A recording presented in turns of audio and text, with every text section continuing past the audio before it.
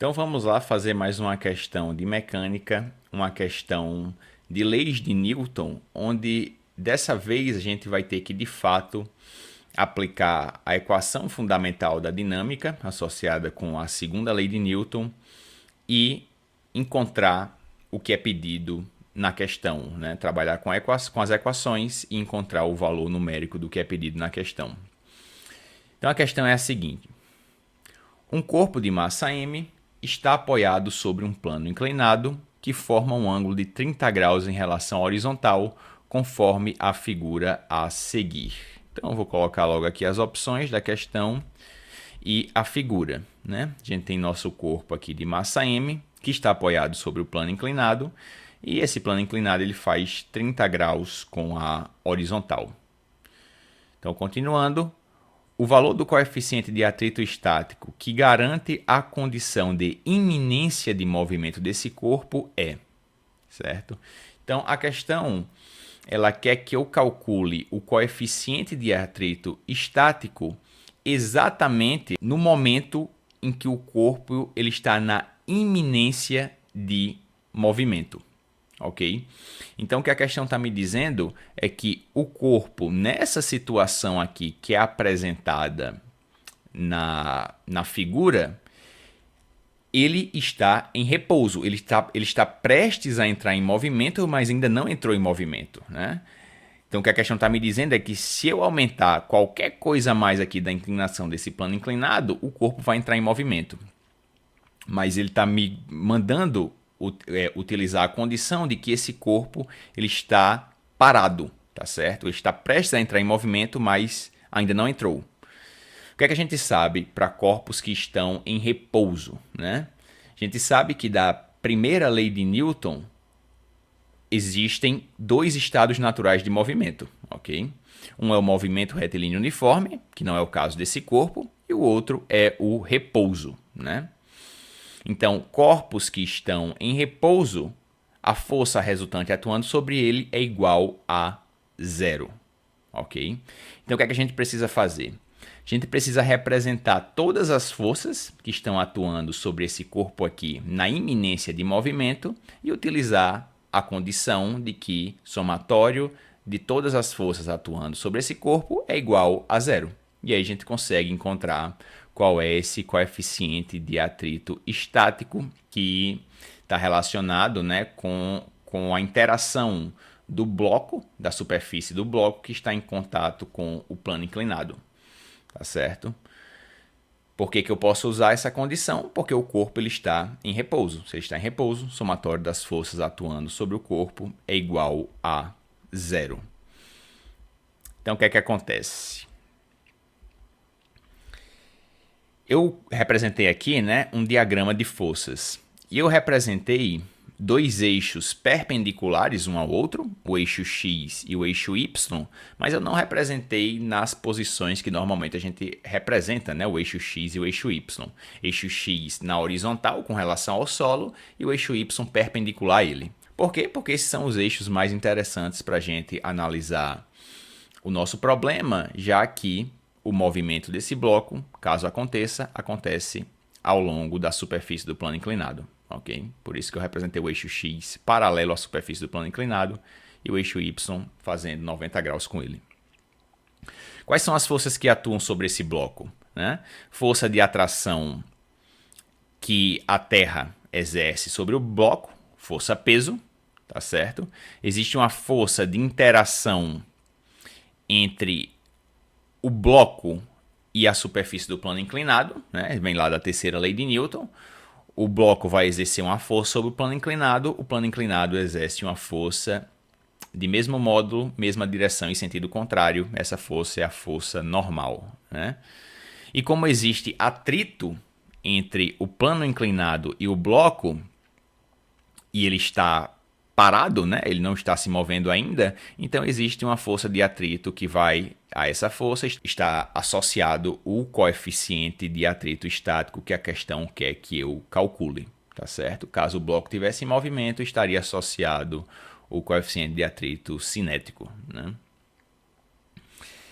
Então, uma coisa relevante de se dizer é que para essas questões onde a gente não está considerando a possibilidade de haver movimentos de rotação, apenas movimentos de translação, né, desse corpo, ou ele ir para frente ou para trás, né? Nesse caso aqui, descer o plano inclinado, já que ele está na iminência de entrar em movimento.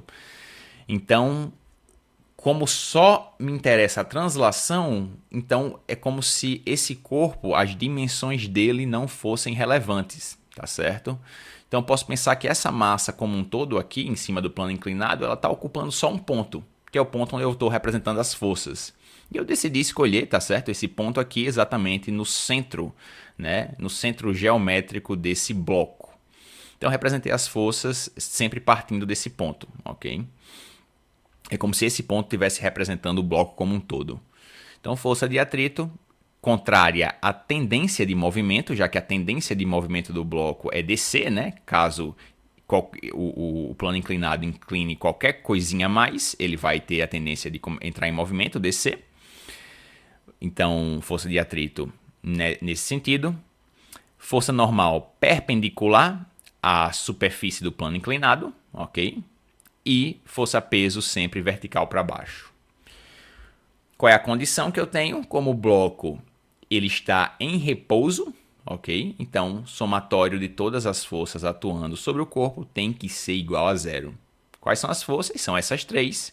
Então, com certeza, se o bloco, nessa condição, ele não está se movimentando, está em repouso, se eu somar as três, tem que dar igual a zero.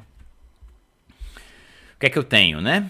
Como a única força que não está ao longo dos eixos que eu representei, eixo X e eixo Y, é a força peso, então eu vou ter que projetar, certo, as componentes desse vetor, tanto ao longo do eixo Y como ao longo do eixo X, né? Então a componente do peso, certo, ao longo do eixo Y vai ser uma componente apontando aqui, né, ao longo do eixo Y no sentido negativo para baixo, e essa componente vai ser exatamente P cosseno de 30, tá certo? Porque essa componente aqui está relacionado com o cateto adjacente de um triângulo retângulo, tá certo? Então é P cosseno de 30 é essa componente PY, ok?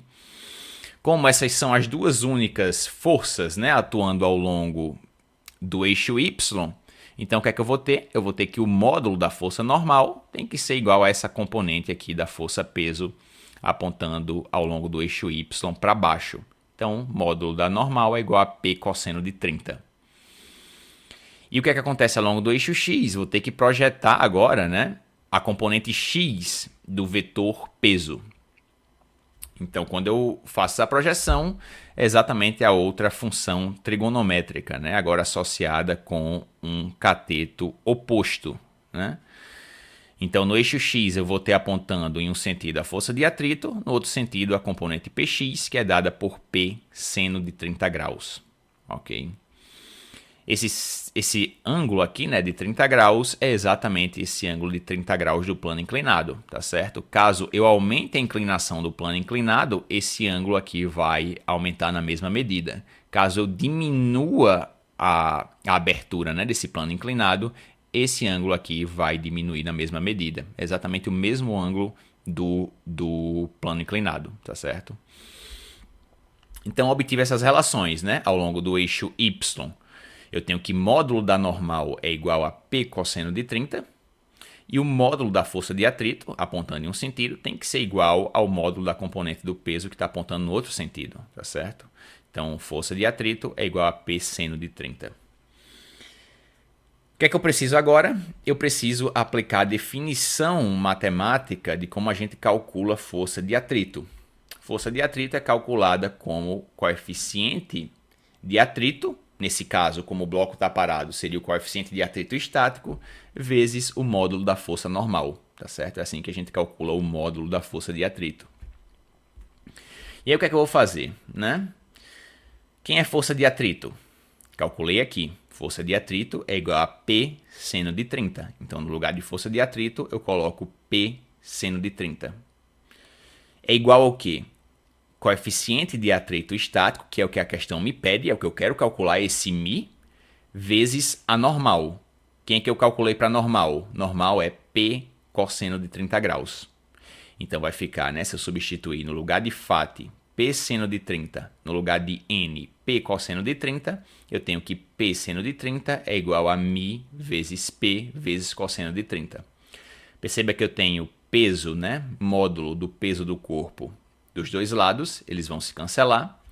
Então eu fico que seno de 30 é igual a μ vezes cosseno de 30. Como eu quero encontrar quem é μ, eu vou passar esse cosseno de 30 dividindo para o outro lado, certo? Então, meu coeficiente de atrito estático vai ficar seno de 30 dividido por cosseno de 30. E, por definição, seno de um ângulo dividido por cosseno do mesmo ângulo é exatamente a tangente desse ângulo, tá certo?